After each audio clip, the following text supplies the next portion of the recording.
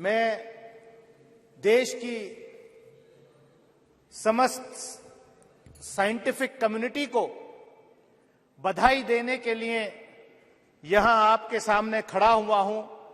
मुझे इस बात का फक्र है कि मैं आज नए परिसर में बोलने के लिए जब खड़ा हुआ हूं तो इस देश की साइंटिफिक कम्युनिटी को बधाई देने के लिए खड़ा हुआ हूं। सभापति महोदय, गवर्नेंस एक कंटिन्यूअस प्रोसेस है और मैं सुबह से बैठ करके अपनी आदत के मुताबिक, भले ही मुझे बोलना हो सदन में या नहीं, लेकिन मैं लगातार सदन में बैठने की कोशिश करता हूं। लेकिन मुझे आज अफसोस हुआ जब इस बधाई संदेश में भी शुरुआत यहां राजनीति से हो गई। इस सदन के उपनेता ने शुरुआत की, दूसरी तरफ से भी उस तरीके के राजनीतिक टिप्पणियां हुई, लेकिन आज ये पल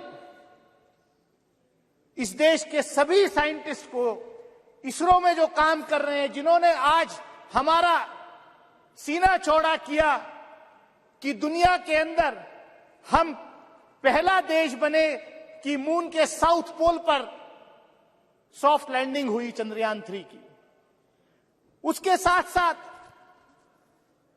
कहीं ना कहीं देश भर के साइंटिस्ट अलग अलग इंस्टीट्यूशन से जो पढ़ के आए हैं, उनका मैं भी उसमें पीछे नहीं रहना चाहता। मेरी कॉन्स्टिट्यूएंसी के भी कई बच्चों का उसके लॉन्चिंग पैड के, चंद्रयान के लॉन्चिंग पैड में उनका योगदान रहा है। सभापति महोदय, इस सदन ने कल विमेन्स रिजर्वेशन बिल भी पास किया और चंद्रयान 3 के सफल लैंडिंग में महिलाओं का बहुत बड़ा योगदान, फीमेल साइंटिस्ट का बहुत बड़ा योगदान रहा है।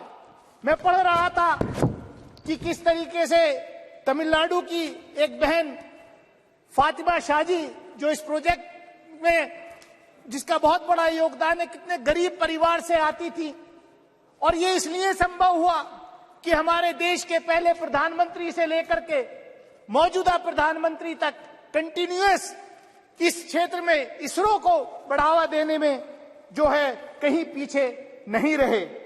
पंडित जवाहरलाल नेहरू इस देश के पहले प्रधानमंत्री, उनके साथ जो शिक्षा मंत्री मौलाना अबुल कलाम आजाद थे, उनके जमाने में उन्होंने जो आईआईटी वगैरह जो बड़े इंस्टीट्यूशंस खोले, उसका आज नतीजा हम ये देख रहे हैं।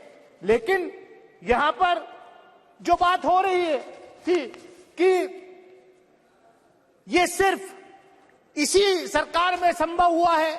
मैं बधाई देना चाहता हूं प्रधानमंत्री आदरणीय नरेंद्र मोदी जी को कि वो इतने लकी प्रधानमंत्री हैं कि पिछले प्रधानमंत्रियों के डाले हुए दाने, बोए हुए बीज की फसल काटने का मौका आज उनको मिल रहा है।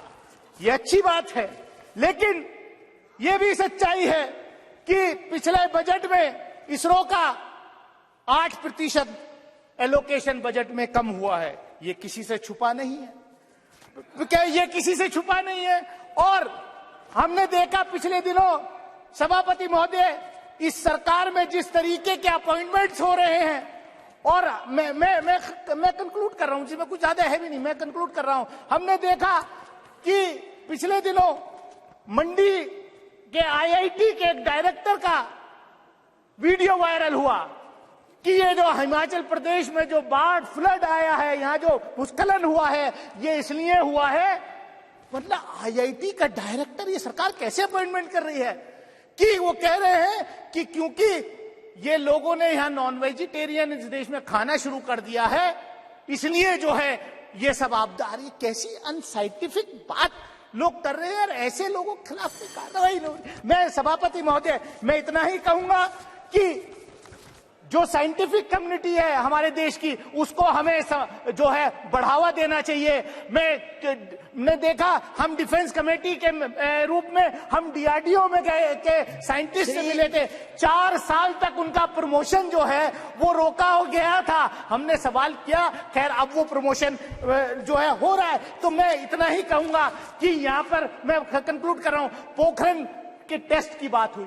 1974 में न्यूक्लियर का टेस्ट हुआ, बाद में वाजपेयी जी के नेतृत्व में भी वो पोखरण 2 हुआ, लेकिन पोखरण 2 की तैयारी नरसिम्हा राव जी के जमाने में हो गई थी। मैं रिकॉर्ड पे कह सकता हूं कि देवेगौड़ा जी जब प्रधानमंत्री थे, फाइल आई थी उनके पास, लेकिन उनको एडवाइस किया गया, नहीं साहब हम करेंगे।